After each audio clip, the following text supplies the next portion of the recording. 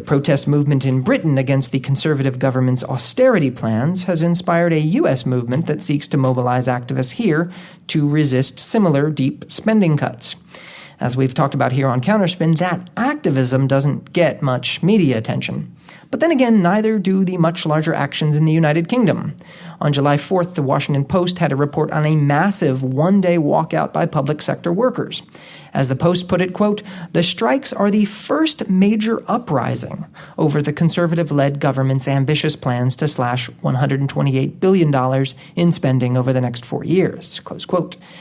Now, I'm not sure how one would define a major uprising, but on March 26th of this year, hundreds of thousands hit the streets in London to protest the government's austerity plans in what was called the March for the Alternative. It was, by all accounts, a massive showing, though the Washington Post didn't find them terribly newsworthy when the protest happened, running a brief item alongside other international news. So maybe the lesson is that newspapers don't merely ignore politically inconvenient activism in this country. They ignore it or downplay it when it happens elsewhere, too.